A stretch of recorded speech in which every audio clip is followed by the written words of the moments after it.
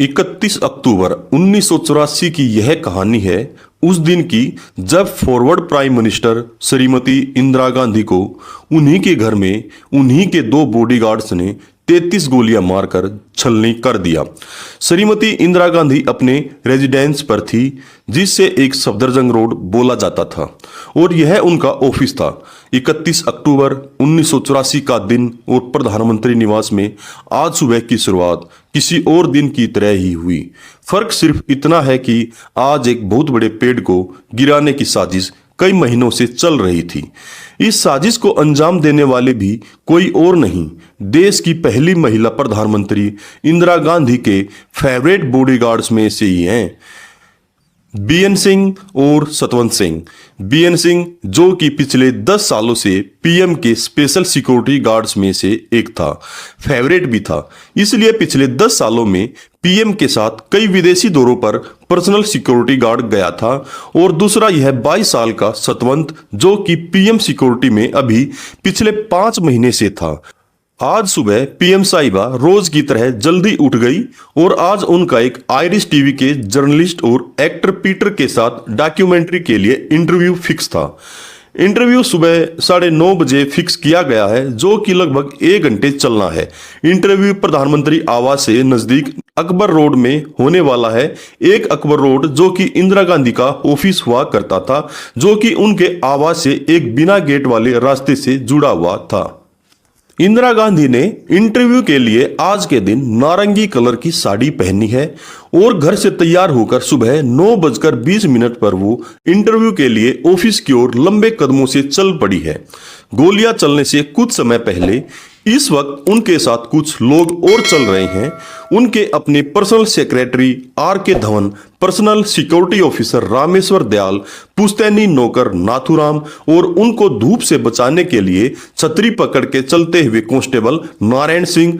आज के दिन पीएम श्रीमती इंदिरा गांधी ने बुलेट प्रूफ जैकेट भी नहीं पहनी है, यह सोचकर घर से 50 मीटर दूर ही तो जाना है और यहाँ सब लोग अपने ही हैं तो अपनों से कैसा खतरा। अपने ऑफिशियल्स के साथ लंबे लंबे कदमों के साथ तेजी से ऑफिस की ओर जाने लगती हैं। 31 अक्टूबर के दिन गोली चलाने वाले दोनों गार्ड्स में से एक बॉडीगार्ड सतवंत सिंह ने बहाना किया कि उनका पेट खराब है, इसलिए उसे शौचालय के नजदीक तैनात किया जाए। इस तरह बीएन और सतवंत एक साथ इसी गेट पर प्लानिंग के तहत तैनात रहे। ये गेट जो कि पीएम ऑफिस और रेजिडेंस को जोड़ता है। जैसे जैसे इंदिरा गांधी ऑफिस की ओर तेजी से बढ़ रही हैं, वैसे ही पहला bodyguard BN Singh sub inspector आगे बढ़ने लगा। इंदिरा गांधी और बीएन सिंह की आंखें मिली तो इंदिरा गांधी बीएन सिंह को देख के मुस्कुराई और नमस्ते के लिए हाथ जोड़ने की पोजीशन में आ गई। ऐसा इसलिए क्योंकि इंदिरा गांधी बीएन सिंह को 10 सालों से जानती थी और बीएन सिंह भी जब इंदिरा गांधी को देखता था नमस्ते करता था। इसलिए आज भी इंदिरा गांधी ने बीएन सिंह को अपने ओर बढ़ता देखकर सोचा कि नमस्ते बोलेगा, इसलिए इंदिरा गांधी ने पहले ही हाथ जोड़ लिए। लेकिन आज बीएन सिंह का मिजाज बागियों वाला है, आज उसका मकसद कुछ अलग है। बीएन सिंह ने एकदम से 9:25 पर अपनी .38 कैलिबर सर्विस रिवॉल्वर निकाली और तान दी श्रीमती इंदिरा गांधी पर। जब तक कोई समझ पाता उससे पहले ही फायर की 3 राउंड रिवॉल्वर से निकल चुके हैं और ये तीनों गोलियां श्रीमती इंदिरा गांधी की चेस्ट और एब्डोमिनल एरिया में लगी और यहीं से बड़े पेड़ के गिरने की दास्तान शुरू हो चुकी है। 3 गोलियां लगते ही इंदिरा गांधी जमीन पर गिर गई और जोर से बोली, ये क्या कर रहे हो। बीएन सिंह 1 सेकंड के लिए रुका और सतवंत को देखकर जोर से चिल्लाया, गोली चला। सतवंत जो अभी तक बीएन के पास बुत बना खड़ा था, वह अपनी कार्बाइन बंदूक को इंदिरा गांधी की ओर घुमाकर 30 गोलियां बर्स्ट फायर कर देता है। इंदिरा गांधी को बचाने के लिए जैसे ही उनके personal security officer Rameshwar Dayal आगे बढ़ा तो उनके पांव में सतवंत के द्वारा चलाई गई गोलियां लगी और वह वहीं गिर गई। पीएम ऑफिस से एक पुलिस ऑफिसर दिनेश कुमार ये देखने के लिए बाहर आया ये गोलियां कहां चली हैं। उसी समय बीएन सिंह और सतवंत ने अपने वेपन फेंककर सरेंडर करने के लिए अपने हाथ खड़े कर दिए और कहने लगे, हमको जो करना था वो हमने कर दिया, अब तुम्हें जो करना है कर लो। और उन्होंने इंदिरा गांधी से ऑपरेशन ब्लू स्टार का बदला ले लिया। ऑपरेशन ब्लू स्टार में इंदिरा गांधी ने सिखों के पवित्र स्थल गोल्डन टेम्पल को कुछ अलगाववादियों से आर्मी ऑपरेशन के जरिए फ्री करवाया था। आर्मी ऑपरेशन की वजह से काफी सिख उनसे खफा थे। कांस्टेबल नारायण सिंह ने बीएन सिंह को जमीन पर पटक लिया। पास के गार्ड रूम से आईटीबीपी जवान दौड़ते हुए आए और उन्होंने सतवंत सिंह को अपने घेरे में ले लिया।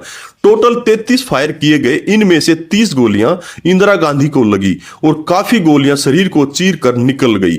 इंदिरा गांधी के पर्सनल सेक्रेटरी आर के धवन ने होश संभाला और चिल्लाकर एम्बुलेंस चलाने के लिए बोला, लेकिन कहते हैं ना, अनहोनी को कौन टाल सकता है। एक दिन पहले ही भुवनेश्वर में हुई इलेक्शन रैली के भाषण में इंदिरा गांधी ने कहा था कि चिंता नहीं है कि मैं जीवित रहूं या नहीं रहूं, मेरी लंबी उम्र रही है। मुझे गौरव है इस बात का कि मेरा सारा जीवन सेवा में गुजरा। जब तक मुझ में सांस है, जब तक सेवा में ही जाएगा, तो मैं यह कह सकती हूं, मेरे खून का एक एक कतरा भारत को जीवित करेगा। इंदिरा गांधी के कहे गए शब्द यानी 31 अक्टूबर 1984 को सच साबित हो गए। इंदिरा गांधी भारत की मिट्टी में अभी लहूलुहान पड़ी है। ऐसा लग रहा है समय रुक सा गया है। एम्बुलेंस लाने को बोला तो अभी तक एम्बुलेंस नहीं आई।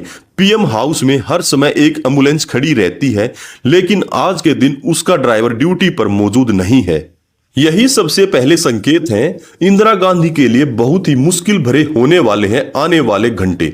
गोलियों की आवाज सुनकर कांग्रेस लीडर माखनलाल काटेदार गांधी के पास पहुंचे और एम्बुलेंस न आते देखकर कार में इंदिरा गांधी को लेकर चलने लगे। तभी गोलियों की आवाज सुनकर सोनिया गांधी नंगे पैर दौड़ी बाहर आई। इंदिरा गांधी को इस हाल में देखकर वो गाड़ी की पिछली सीट पर बैठ गई। एम्स हॉस्पिटल में इमरजेंसी में इंदिरा गांधी को ले जाया गया। इतना खराब दिन था कि इमरजेंसी में एक स्ट्रेचर तक मौजूद नहीं था।